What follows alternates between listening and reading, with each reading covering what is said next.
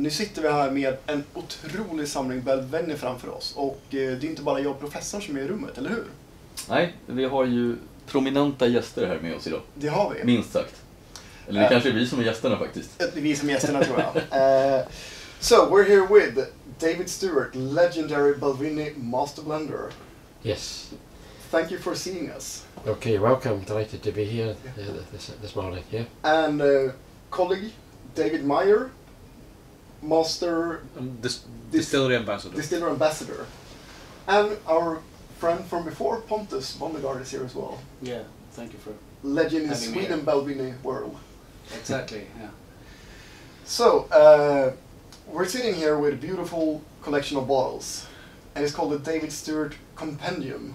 And it's the chapter number 3. Yes. Yeah.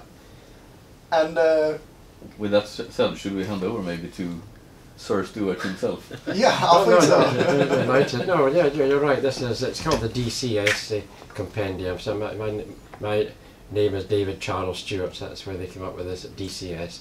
So it's called the DCS Compendium, and this is a selection of 25 different casks, and these are single casks that I selected in 2014 at the distillery, and we've divided them into 5 different chapters. So you already said this is chapter 3. So in 2014 I had a great privilege. It took me about a year to select these 25 different casks, and we had to get it structured so that I could focus in on why we were selecting these casks for that particular chapter. So chapter 1 was all about the distillery character of Balvenie, and to show that best is actually to take whisky from American oak barrels. So that's what we did for chapter 1. We actually took whisky from 5 different decades, starting in the 60s, 70s, 80s, 90s, 2000s, all for American oak barrels. Is that true for all the chapters from 5 decades?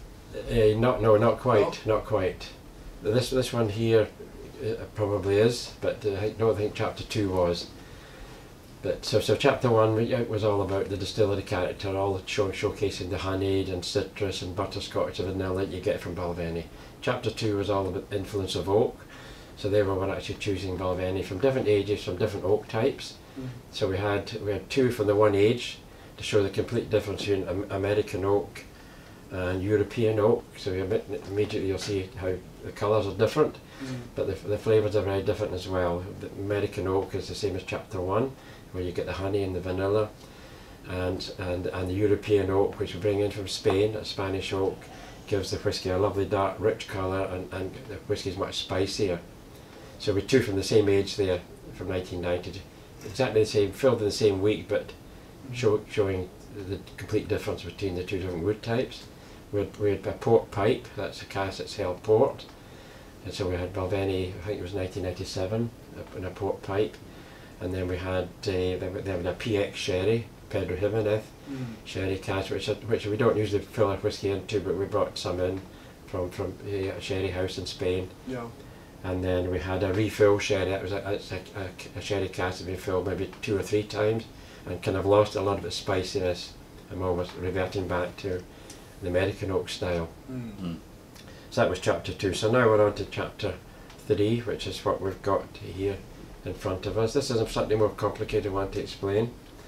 It's called The Secrets of the Stock Model, this chapter, which is slightly odd kind of... And the stock model then is not the stock market with the company shares, it is the stock in the whiskey warehouse. It is the stock in the whiskey warehouse. So it actually takes our stocks in the warehouse of Balvenie year by year, and we have to estimate way into the future what we think we're going to sell of all the different expressions, and that gets fed in to it, and then our current emptyings by year gets fed into it as well.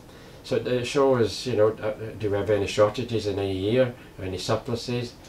You've been with Balvenie for 4 of these, right? I have, you're right. This one was filled, this one here was filled to probably about 9 months before I started. I think this was June, or maybe 12, maybe 5, maybe about 9 months before I started. So you had a finger in most of these then? Yes, that's it. That's right. So we're very lucky with this one, to be fair, that even though I wasn't there and we didn't know very much about casks way back in the 50s and 60s and how often you could use them. Now we've got a better handle on our wood, we're actually delighted the way this whisky's turned out. Mm. Yeah, so it's all about the stock model, and we've focused in. I can tell you why we selected these different ages. 2004 was really my kind of 30 years being the kind of malt master at the company. 1974, I joined in 1962, became Balvenie Malt Master in 1974. So you worked your way up. Yes. Yeah, all the way to the top. That's it. Well, not quite at the top of the company. Still working on that. It's a family company, so they're my bosses, to be fair. And then we've got 1973 really, and this is really when we first launched Balvenie seriously, when we started off with the Balvenie 8 years old Founders Reserve, and we only had one expression back in the 70s. Now we think we've got 18 different expressions of Balvenie. So that was Balvenie was first bottled seriously, and then 1981. Am I right here? Oh, no, sorry, I'm going the wrong way. Sorry, this is 1973. I'm confused. So that's this is 1973. Yeah. Sherry cask. This is 1993, the year we launched Double Wood. Yeah. So Double Wood is now 25 years, been on our kind of core range for 25 years. One of the first one to have finish or mixing with a different cask. That's right. That's right. But back in the 80s, we experimented with the Balvenie Classic, and that was we had a 12-year-old Balvenie Classic that we didn't tell anyone how we did it, but it was in all intents and purposes a finish. So the Balvenie Classic, and 10 years later became Balvenie Double Wood, 12 years old. This is 1981. The reason we chose this, because this is the whisky that we actually used in the very first Double Wood. So you go from 93 back 12 years. So this has some historical importance. It has. This is 35 years old now, Yeah. but back in 93 it was only 12. Yeah. So this is the whisky we used in the first Double Wood. 1973, I already said that, when we bottled Balvenie for the first time. And this is the oldest Balvenie we've ever bottled. We bottled a 50-year-old Balvenie, but this is 55. 55-year-old Balvenie. This is from a European oak cask as well. Same wood as these two here, but we don't quite know the history of this whisky, or the cask, to be fair. We think it's probably been filled more than once. If it had been filled once, we would probably have got this dark, rich colour. And it may have overpowered the actual whisky, to be fair, after 55 years. So we're quite lucky that it's maybe been in a second or third fill European oak cask and lost a lot of its spiciness. If we don't know it, I think it's a good history. Yeah, I think it is. So yeah, so it That has produced to a be a really lovely. good cask to keep the whiskey for that long. Yes, well, yeah, I think when you come to taste it, I think you'll see how lovely it is. It's quite unusual to get casks that can be good after 50 plus years. I mean, that's quite it is. exceptional. Yeah, that's it. Because we prefer we've got some in our warehouse that are not as good as this, they're not as great, to be fair, and maybe a little bit oaky and a little bit intense. Yeah. And one or two that may have gone below 40, because once a whisky goes below 40, It's by not law nice. you can't bottle that cask on its own. You can still use it, as long as you can use it with something else that's going to bring it back up above 40 Yeah. again. So, but we're very fortunate with this, and we've bottled 3 50-year-old Balvenies over the last sort of 5 years, one from 1962 and 2 from 1963, kind of similar to this. So we're quite lucky with some of our whisky we filled in the 60s. Yeah. Without a little bit luck here, without us. It's hard to see 55 years into the future. Well, no, it Crystal is. ball. It is. Yeah. It is. No, we've been very lucky that, as I've said previously, that we didn't need to use the whisky. We just left it in the warehouse. We're lucky today that it was a bit of slump, because then a lot of more houses could keep more stock for a longer time. Well, that's right. Yeah. That's right. So there we are. So we've got 5 single casks, all bottled cask strength, natural colour, all different strengths. So yes, so they're all, this is going to be a lovely tasting, I think. Yeah. You might want to add a little bit of water to the odd one, because there was one, I think it's almost at 60%. Yeah, it's this one here. It's a 2004 quite maybe. strong. Yeah, Yeah. say 50. 58.2. Yeah. So you might want to try it without water, or add a little bit of water to it. But this is a sherry cask, and this is from Spain. So we get casks made for us in Spain from a cooperage, but they put the sherry into it for us, and they leave it. It's dry all the rows of sherry, and we leave it there for 2 years, and then we bring the casks, empty it to Scotland, and then fill them with Balvenie. So this is quite a different Balvenie. It gives it a lot of spices and ginger and cinnamon and nutmeg and dried fruits, all these complex flavours. It's very intense in the nose. Yeah. Yeah. Yeah. You can tell this packs a punch. Yeah. Yeah. It does. You pick up the strength of it, Yes, really, of course, yeah. 58.2. Yeah. You have to be You may careful want to nosing it. have a little bit of a taste first, and then Yeah, try it neat. try it, see how it is, and then add water after that.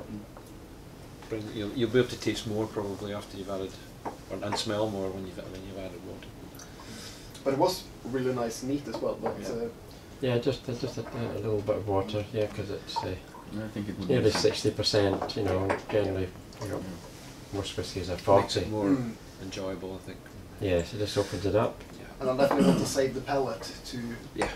Well, no, get that's it, especially when you get to this one Refresh your here. palate in between Yeah. tasting. You could water. do that, take some water in between your whiskies.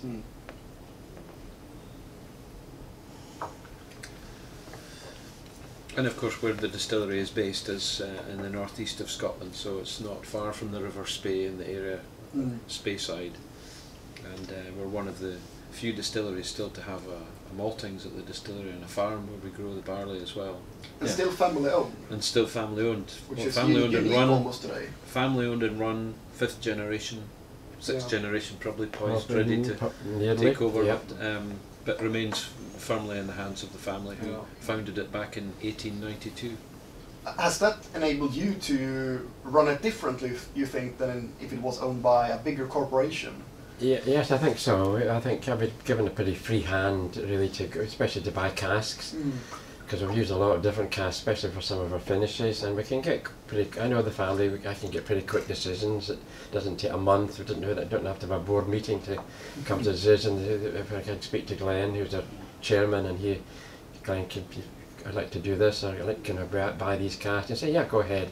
And the next day I can just go ahead and do it. So it's very quick. And so really more on what I've been able to develop, and I've seen what we've been able to develop over the years with our limited editions, and by being able to do that, it meant I had to buy different cask types and just put Balvenie into it, Madeira cask, port, rum, sherry, wine cask, you know, just to subtly alter the taste of our whiskies, but to offer people like yourselves who like whiskies something a little bit different.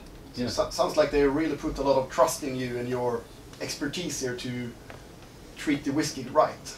Yeah, well, we have. I mean, I've been responsible for Balvenie whiskies right from the very start, really, Yeah. and it's done very well. And we've won a lot of awards with our whiskies. So yeah, so they have. I've trained someone else up now, so we've got someone else looking after Glenfiddich and a lot of our other whiskies. So I brought another gentleman in 2000, and so he took over in 2010, looking after pretty much everything else that we do. So it's, you know, it's not something you either have to get someone from another whiskey company or you train your own people. I'm the 5th Malt Master in the company's 130-year history. So the first 2 were family, and then there's been 2 employees like myself, and then myself, then now Brian, so he's the 6th. So he'll probably be with us for the next 20 years or so. So we like to train our own followers in this role, which means we can keep things consistent. Yeah. This is the Balvenie way of doing things, or this is the Glenfiddich way of doing things. Get everyone to understand the soul of the whiskey in the company. Yes, Sure. yes. Yeah, I think you get that feeling when you've spent a significant amount of time with the business, business, our company. And Brian had that to start with as well. Well, he had. He could feel that the importance of family and the way of doing things with the company. And so somebody coming in from outside to do it wouldn't have that natural feel. No, and wouldn't particularly know the way we do things, and they might want to change the thing the way they used to do it at their own company, and might change things. So it's good to have that, and you know, and Brian eventually will train someone else up. And so yeah, it's been a very unique role for me in the company. I'm very proud to have held this role for all these years. I joined the company in 1962, never knowing that I was ever going to become a malt master. My boss was lucky to join the right side of the business. My boss was a master blender or malt master, so I could have joined another side of the business and never got any training, but he started to train me, and I was lucky in 1974 that he left the company to go to another whisky company, which doesn't happen so much nowadays in this particular side of the business that we're in, but he left, and within about 6 months they gave me the job, and I did. So I was looking after everything really for the next 35 years. And now when I got to the age I am, I thought, well, I should take things a little bit easier. And they said, well, would you like to look after just one whisky for us, Balvenie, which is a very important whisky for the company. And that's what I've been doing for the last sort of 6-7 years, just looking after Balvenie. And we've done a lot over these years. A lot of new expressions have come out over all these years, so I've not been standing still. And at the same time, not altering what we do at the distillery and keeping the traditional methods of production. It's a manually operated distillery, really, and not losing touch with craftsmanship throughout the making of this whisky. And all can be seen at the distillery. So it's fantastic. Visiting the distillery, you're going to see all these things. You'll see barley growing, you'll see malting, you'll see coopering, you'll see coppersmithing.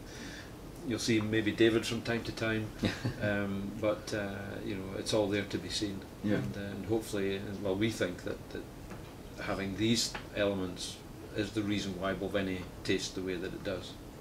True character of Balvenie. Through the systems and methods that we still have and haven't changed really. That's partly because we're a family company. We can do things a little bit differently. Yeah. Don't have to chase that quarterly profit. Well, no, that's it. We don't. That's why we've still got the maltings, to the long term, and the maltings floor there, And this first one is a good proof of that, because this is not the modern downwatered version of the Balvenie. This is a really good Balvenie. It's created in modern times. So that's right. We have to say that we're in the lap of luxury here, and with the other Balvenies you refer to, they're not made any differently. No, it's the same. No, so and that's the good thing. That's the nice thing with Balvenie, that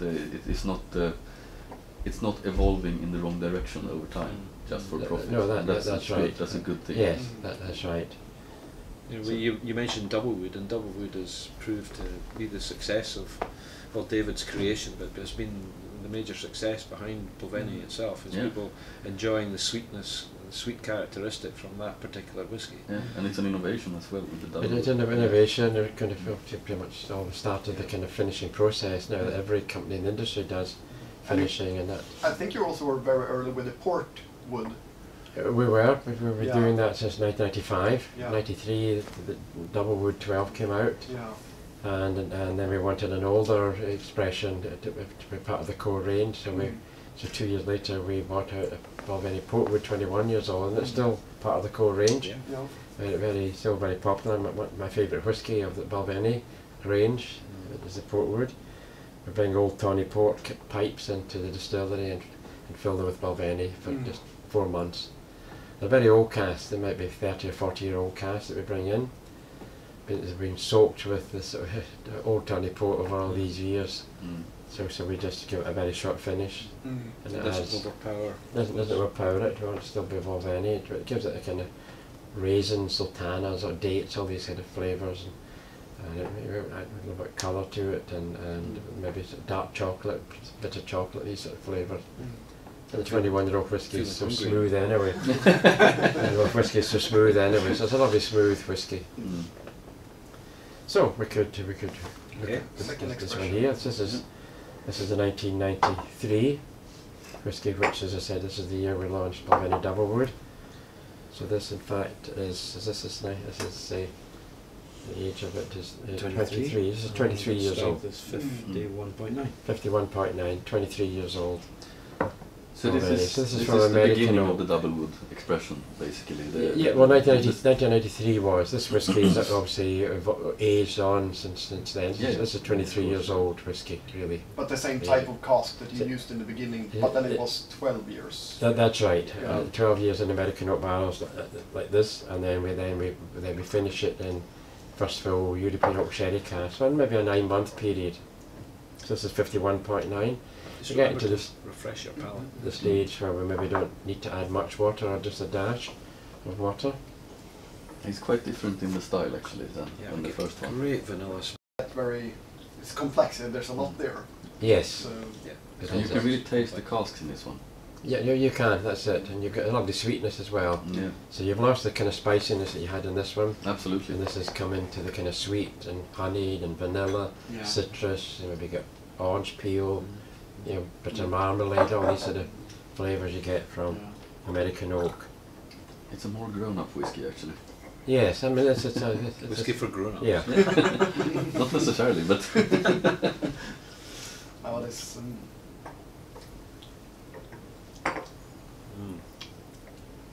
Yes, very nice. I've added a splash of water to mine. I think that kind of helps. Yes. that might open it To- up. I did too. It To might- identify the. Well, it these does open flavours. up a little bit. I might. You'll find also Just- that after having added water in a few minutes, they do the start to same. bring, Thank you. start to show more aroma coming. Yeah. Not as soon as you add the water, you don't get all of these things. It takes time, doesn't it? It does take time. Develop in what you're doing in your Yes. area in your yes. office is that you're adding water and you go away Right. for maybe 10 Maybe, minutes, yeah, 15 maybe even minutes and 30 come back. minutes and come back, yeah. So I'm in this after I'm nosing whiskey, I'm not drinking the whiskey. So that's what takes the long length of training, So you say. is to be able to, you know, I do drink whiskey, but and when I'm working I might be doing 20, 30 samples in a day of new Yeah. spirit and finishes and single barrels and nosing different strengths and adding water, but so it's all done, and that's what takes the time, is to be able to know that as soon as you put your nose into that glass, yeah, I'm happy with that, I'm happy that is double wood, or I'm happy with these single barrels, or I'm happy with that new spirit that we just distilled. Is it when you, I think I know the answer to this, but when you nose a sample and when you're identifying casks to use to make up whatever it is you need to make up, is it an immediate thing that you identify as, yeah, Very quick, I mean, it's very quick. And that's 2 mainly- seconds, yeah, 5 pretty much, seconds, pretty yeah. much. Because I do come to the distillery. I'm not based at the distillery, so occasionally I'll go to the distillery and I may sample 300 casks in one day. That's maybe going into double wood or Caribbean cask or something of a triple cask. And I'll be in the kind of filling store where we empty the cask, and I'll just nose them before we tip them into over the trough to empty the whiskey out. And I'll go along, yeah, I'm happy, and just keep going along. And might be the odd one that's not great. I might put it to the side, and if there's only one or two of them, I'd just let them go. But there might be one or two. There may be more that it's slightly immature. And generally, you can tell that by the colour. If the colour is quite pale, because new spirit is clear, it's like water. So it's as soon as it's, because the colour does come from the wood. Yeah, so generally, if you see a pale whiskey that's a little bit, it's a telltale sign. it's a telltale sign that whiskey is immature. So if there was 6 or 8 or 10 of these, I might take these out and we might recast that whiskey into first world bourbon barrels again and put them back into the warehouse. But generally, I'm not doing that often, to be fair, but generally just in the sample room we get all the single barrels, because we do a 12 and a 15 and 25 single barrel. Has your experience allowed you to decide quicker, like from starting? I imagine it would be a bit more difficult to be sure, like keep or not keep. But now when you worked so long, has it become easier for you then to quickly just, no, this is not the character I want? Yes, it has become easier, yeah, especially as I've been kind of involved in them all, it has become easier. And I know, yep, because we do these finishes like 12-year-old double wood, we say it's a 9-month finish, but it might be 10, it might be 8, it might be 7 occasionally. Some of these sherry casks work quicker than others, or some of them might take longer. So it's not, we don't just say, right, it's 9 months, it was double wood. So after 6 months, we nose all these sherry casks every month. Yeah. And in some occasions it takes a bit longer. So, and we're actually comparing it with a bottle of double wood as well. So the key objective for me for most of our whiskies is to actually try and make sure they're tasting the same time after time after time. The only exception is the single barrels, where you will get a variation between one barrel and another, where you're just bottling from one barrel.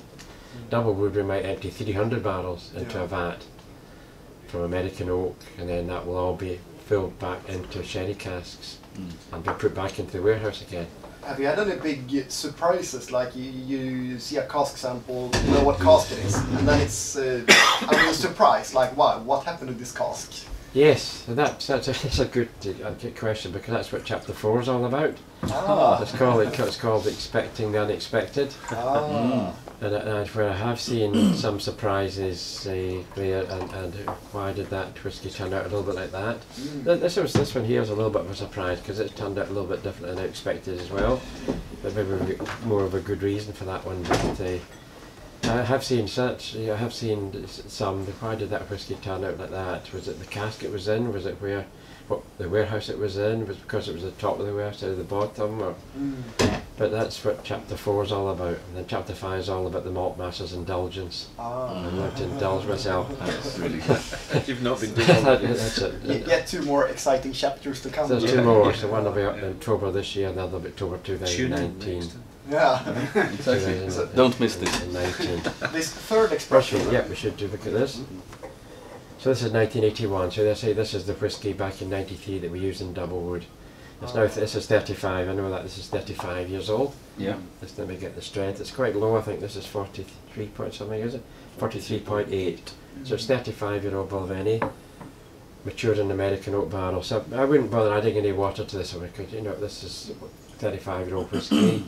The strength's not that high, so it should be nice and creamy and smooth. And again, the citrus, butterscotch, marzipan, citrus, all these nice flavours. Yes, you got that kind of nice floral flavours and honey coming through. Yeah. Oh, and it tastes really good. Yeah. Oh, you already drank yours. I had to taste it. Have a sense of it. It's not completely finished yet.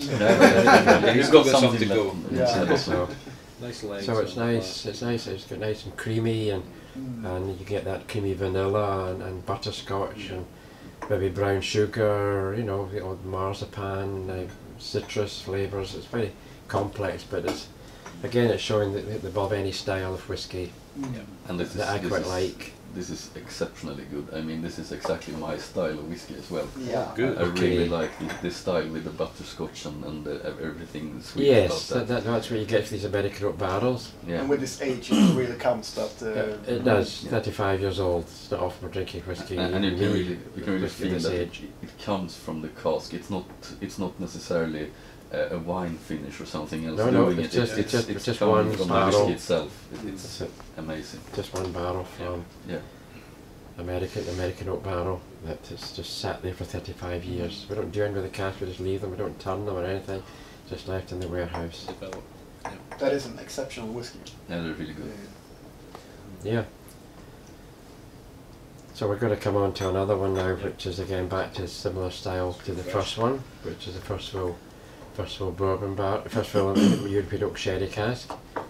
Yeah, much older. Deep, Yeah. beautiful. Yeah. And this I'm very excited about, because it was 6.6, 43. it was distilled 2 months before I was born. Oh, I see. My gosh. So it's Ready- a ready year for- whiskey from me. It's one that was being prepared for you. Exactly. Yeah. 7th of June 1973. Yeah, it was and I filled was with born the in can. August 1973. And it So was bottled the 2nd of June.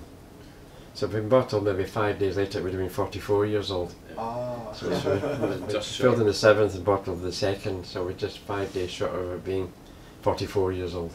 Have you ever been tempted to let's keep it 1 more month to get it over that age, like that year? Well, but I mean, to be fair, I've only just seen that there. I might have suggested, why don't you leave it just for Yeah, another 5 days, another week? Yeah. And instead of being 43, it would be 44, but it wouldn't have changed the whiskey. The whiskey would have been exactly no, the of same. course, But it's just a label. it's just the label. It would have been 44 instead of 43. But so this again, this won't need any water. You get 43-year-old, 44-year-old Balvenie for a first fill European oak sherry cask. So it's lovely, much smoother. You could go back and compare these two.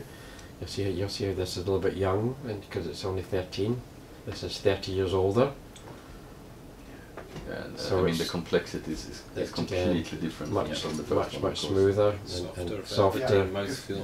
This one was quite smooth when we tasted it or nosed it first time. Yeah, like it, without comparison. but now with comparison, this is almost sharp. Yeah, although you can see it's much stronger to be fair as well, but Yeah. That's But right. it- So you with can a bit of water. It's you can see it. You can see it's younger. Yeah. You know, this is 30 years older, so it's got. Amazing nose. Yeah, there's been quite a lot of liquid lost to the atmosphere as well. As time goes on and the quantity of liquid gets less and less as it breathes. The cask breathes during its time in the warehouse, and ultimately, of course, you get less and less liquid. But for casks to keep the whiskey this long, I mean, it has to be really exceptional to start with. But does it also matter which warehouse you have it in, or if you have it at the top or the bottom? Like how? That can influence, certainly the actual strength or your maturation losses. It can. Generally at the top, when it's maybe warmer, you might lose a little bit more than you will at the bottom. And maybe some of the very older warehouses you might not lose as much as maybe some of the more modern warehouses. Probably prefer to keep the older ones in the old warehouses. Yes. Is that because they are stone warehouses and are more evenly tempered then? Yeah. And they're not as high generally. They're much lower roofs and they're called kind of dunnage warehouses. The intensity of the sun. The intensity of the sun in Scotland, well, it's never hugely intense in Scotland, but it can get quite warm between, say, April and September. And so that's quite a big chunk of the year for there to be a temperature fluctuation from bottom to top. So the ones on the top are going to lose a bit more. I've been to Scotland twice, and both times it has been hot summer. Oh wow! You're very lucky. You must have come in the right week. That's not right. What are they saying about Scottish Keep talking liquor? about that. Yeah. we need a little rain and water to make whiskey, or maybe snow in the hills. That'll give us the water during the kind of spring into the summer. But so we need a lot of water for whiskey making. But no, you've obviously been quite lucky to come at the right time. No, we do get some nice weather, I must admit. Never gets that warm in Scotland, and so that our losses are not never that great. 2% a year for maybe the first 12 or so, and then it slows down a little bit. We call that the angel share. In the warehouse. And as soon as you go into a warehouse, you smell the whiskey in the air. That's. I wrote an article about the angels, the fungus that grows near the warehouse. Interesting how it feeds on the alcohol vapors. It's a sensible fungus to live there. Exactly. It can appreciate the good stuff. Yeah. That's it. That's a good life form. Yes. I must say, it's not very common to taste a 43, almost 44-year-old whiskey, which has held up so good against the casks. There are no bitter notes that can occur in a 44-year-old. It's perfectly balanced. Yeah, I agree. It's lovely and smooth. It's spicy. There's still that nice sweetness in the background. And there are oceans of complexity in the taste. Not all casks could be as good as this. No. A good nose to identify. For me to kind of select these to make sure we are selecting great quality whiskies for this showcase. How many casks did you sample to get these? Quite a lot. Probably took me about 15 months to select these 25. Wow. I had to go to the distillery, I had to go into warehouses. This next chapter is a little bit more tricky because I had one of them, one cask I'd seen, but I had to go and sample a lot of some that were just emptying, going into the warehouse. Came up with Sam Simmons and so into the warehouse to try and see surprises, as it were. Yeah. And others I just managed to send me down a good number of samples to our sample room from different ages, and so some were better than others. So I selected this one that I thought was really exceptional. You can't really make the decision in the warehouse. So it's a wee bit tricky in the warehouse. It's colder, and you've got all the other kind of whiskey aromas in the air. So initial assessment and then final down to the sample room to check. So it took me about 15 months through to kind of spring 2015, from almost the start of 2014, and then in October 2015 we launched Chapter 1. So carefully selected. Yes, they're carefully selected. That's it, and it's just a nice way for me to kind of, not completely end my career with the company, but to get to that kind of stage, this compendium, to kind of to go out with a kind of high with these 5 different chapters and 25 different single casks as well. So Yeah. That's why we kind of decided to do something like this, just at the kind of twilight of my career, if we can call it that. Yeah. Oh, and after sampling the first 4, I must say you've really treated us here and the whiskey world with some really great whiskey. Yeah, some exceptional whiskey. Really, really exceptional actually, and we haven't even tried the masterpiece yet. No. Well, no, although this is this oldest whiskey we ever bottled. So as I've said just at the beginning, this is a European oak. It's actually European oak hogshead. Generally our European oak casks are what we call butts. They're 500 litres. This is a 250 litre hogshead. Ian MacDonald, our head cooper, has examined these casks and he says definitely this is European oak, which we're assuming that it's Spanish oak. But as I said earlier, we don't know the history of it. I can only assume that it's been filled once or twice before, because it's not intense, it's not overly oaky. And one of the other reasons it's actually a little bit different is because back then it was coal-fired at our distillery, and in the late 60s we changed it to steam coils. So there might be a slightly different spirit produced from the coal fire to steam coils. So for me this is really floral. I get kind of lavender, rose petals, all these kind of, it's still a bit of honey, but I get the floral part is really, when you nose it, it's 41, it's just 41. And it's some of that really, really old Banoffee. 41, it's 41.7. Yeah. 41.7, so. That's great. It's a very different nose, because you will find things that you normally don't even think exist in a whiskey. That's right. It's like there are some notes in it that you won't find anywhere else than in a 55-year-old. This is well, you know, it's not unexpected to you, but well, for no, many other people, it is unexpected to me. I've seen it before in the 1962 that we bottled in 2012. This similar style. Yeah. And one of the 1963 casks was similar to this too. So I have seen it over the last 5 years, but yeah, so it's got a very floral, lavender, rose petals, all these, but still a little bit of honey and fruitiness, sweetness, and maybe sort of a fudge or toffee sweetness, all that kind of toffee, a fudge, kind of a creamy toffee, vanilla fudge, all these kind of flavours is there as well. And that really smooth, velvety feel that comes with the age. Yes, really good cost. yes, that's right. yes. That's right. So yeah, so we're sort of quite proud of this one, and even back, as I say, 1961, we were putting our whiskey into good quality casks. And I've seen this cask over the years anyway, but it's just more recently we've been looking at it a little bit more often before we bottled it. Wow, what a collection! It's been a real treat. Chapter 3. Chapter 3, and 2 more to come. Yes, indeed. There's 2 more to come, yes. And I might as well note that this is even more fantastic. I mean, I mentioned the 43-year-old surviving the casks so well and not being spoiled by the oak or cask, and this one is the same. Maybe it's even less spoiled from yeah, well, no, I agree. Even you could 55, you think, gosh, very nice and light, but still complex, and it goes on forever. Yes, with those nice, as you said, floral and sweetness. It's yes. Okay. No, thank you for that. Well, no, I agree.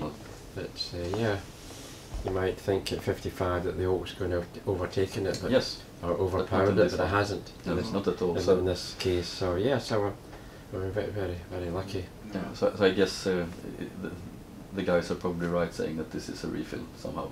Yes, it is. It's a refill. It's a refill hogshead. Otherwise, it would. It would have been more of that kind of colour and maybe really overly oaky. Yeah, maybe. Probably. Yeah. It's another 12 years older than this one, so it might have got overly intense there. So yeah, it's produced a. So we've got really 5 very different flavours with the one whiskey, the one spirit from the stills, and so it's fantastic. Really beautiful whiskeys. Yeah. So if this has inspired any of your viewers, listeners to take the DCS Compendium plunge, or come to visit Scotland and visit the distillery, then you'll see how these were made is still being it's still the same way at the distillery today. Yeah. You know, so we haven't changed really how we make the Balvenies, even though we're still producing new spirit. It's the same way as what's happening with the creation of these. Yeah. And even if you're lucky, you can even see David there sometime. Yeah, yeah. Yeah, that's it. You know, I'm there generally every once a month or twice a month. I'm there with David. So Sometimes we'll do a tour together. We have, you know, we do have a visitor operation there. Best to make reservations so that you get a place. We limit the group sizes to 8, and the visit time is about 3 hours. Oh, it's 3 hours. So you to really see all of these things you show takes time and deserves to take time. Yeah, really. absolutely. So it's a very all-encompassing type of visit with a really good tasting at the end as well. But from 1962, for sure, Balvenie has evolved, but the process has kind of stayed the same. Definitely. But what has changed the most, would you say, at Balvenie from when you first started to now?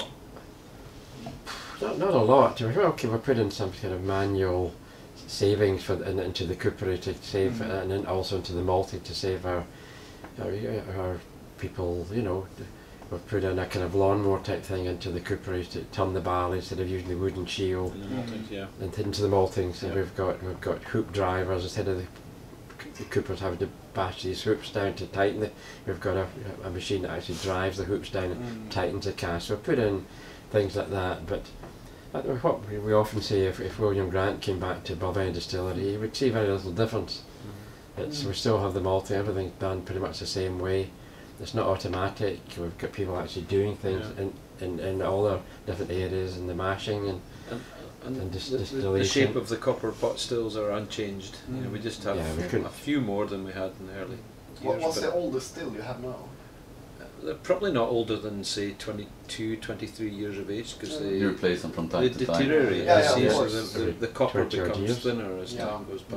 Yeah, and it's not so thick to begin with, so Yes. of course, at some point you have Because they, you know, they have all to be handmade. Yeah. You know, these stills, and so Yeah, the shape and the size is a unique thing from one distillery to another, and that's one of the main factors that will make the difference from one to we another. wouldn't change that, the shape, size. But The stills. being able to develop Balvenie into its own individual expressions is something that's happened in recent terms, really.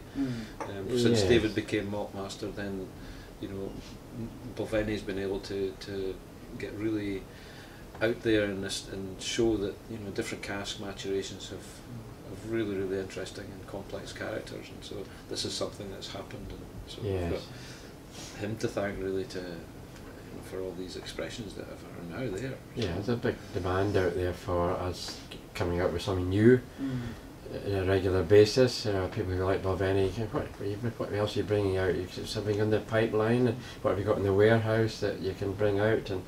And the latest one is the 2 peated versions of Balvenie, peated triple cask and peat week. So we're making.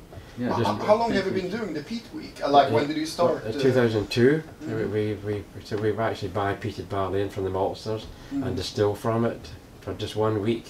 So we're making just a small batch of peated whiskey for 15 years now, really. I think we had that in our latest podcast, actually. We tried the peat week. Yeah. Okay. And we did. tasted it with Peated you at similar. the Stockholm. Yeah, Festival. that's correct. The difference between peat week and peat triple cask is that with the triple cask there's sherry cask used in it, whereas peat week does not. It's all American oak.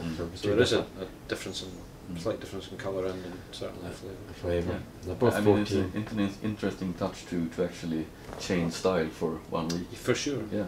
Well, we just thought we should have this whiskey, this spirit and a whiskey in our warehouses, not knowing until very recently that what we were going to do with it. You know, we didn't. We thought it's good to have it. You know, and we've been doing it. Let's do it every year. Just take one every year. And if you buy that peat week tube, it actually shows you the different weeks in every year that we've done it. So we red little dot on it in September 2002, March 2003, October 2004. So each year, so when we do one this year, we'll actually move on to 2003 and just use some of that stock, and then we'll move on to 2004 next year. It'll still be 14. So there might be subtle differences between one year and another. PPM might be slightly different. So Or do from you have one the week to peak another. week and then the silent period to do the maintenance, or That's usually what happens. yeah? Yeah. We do, or do we have to keep the sort of feints and foreshots of that Yes. back to So it will filter in back into the system. back in, gradually. or leave it fade to away. we do it again? No, it will be absorbed into the Is that next. into the next? Yeah, but it fades gradually away. Fades away. gradually. Okay. You know, the recycled part Yeah. of the second distillation. Yeah. And So- with that said, we are running out of time. I think Yeah. you're on your way to the auction. Well, we are. very- Yeah, very soon. there's So I would take the opportunity to really thank you, David, and of course you guys for the opportunity to be here and hear from one of the legends, not only at Balvenie but in the whiskey business, about this exceptional release. I mean, it's a really an honor, and thank you very much. Okay, no, thank you for having David and myself here, Let's go. and I'm glad you've all enjoyed the whiskies. Yeah. So I'm actually going to finish this 1961. Yeah. Yeah, me too. I Yeah, think it it's deserves to shame be to finished. get really, someone to doesn't come and pour this Absolutely. whisky away. it? Yeah. They all So, deserve to be finished. Slanja. Slanja. Slanja. Slanja.